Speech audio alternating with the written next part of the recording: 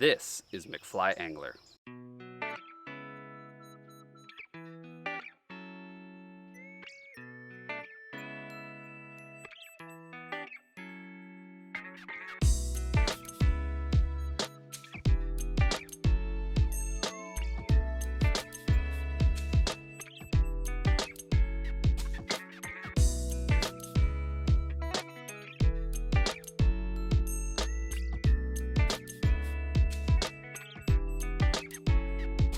Starts now.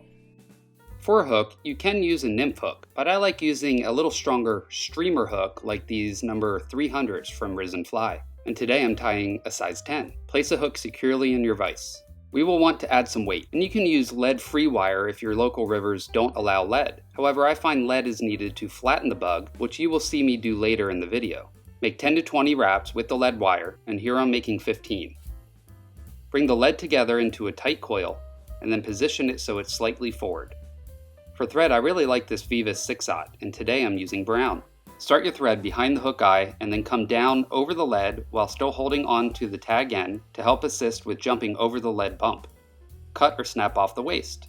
Now build a bit of a thread dam behind the lead so it won't move down, and then make loose wraps over the lead to in front of it and make another thread dam in front of it so it will lock it in tight. Now wrap up and down over the lead to cover it with the thread. End with your thread right behind the hook eye. Now we need some of these legs, and this is called bug legs from Fly Tyer's Dungeon, but it's basically the same thing as Spanflex. Trim off 2 pieces. Now this comes in a wide variety of colors, so get creative.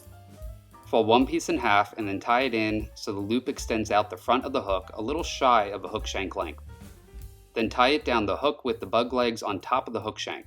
Cut off the excess so it's a little shy of a hook shank length off the rear of the hook as well. Now you'll want to keep these 2 pieces, and actually cut one more about the same length off the other piece of the bug legs. Bring your thread up to behind the hook eye. Now we will need some variegated chenille. It comes in quite a few colors, more than I have here, but today I will be using this yellow-brown color.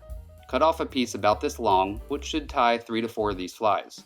Tie this in at the head of the fly, and then tie down to the start of the rubber tail while keeping the chenille on top of the hook shank. Then bring your thread up to about the halfway point on the hook. Grab one of the pieces of legs and make an X wrap to tie it in so it's perpendicular on the hook shank, directly on top of the hook. Then advance your thread up a few wraps to about the halfway point of the lead bump. Tie in another piece the same way you did with the previous. Then advance your thread up to a couple eye lengths shy of the hook eye. Tie in the last piece of legs also. You will want to make sure when tying these in that they're tied in directly in the center of the leg pieces, so both sides are even. Now start wrapping the chenille around the hook shank with touching wraps. Once you reach the legs, then weave the chenille through the legs like so, ensuring that the legs stay angled directly outward from the hook.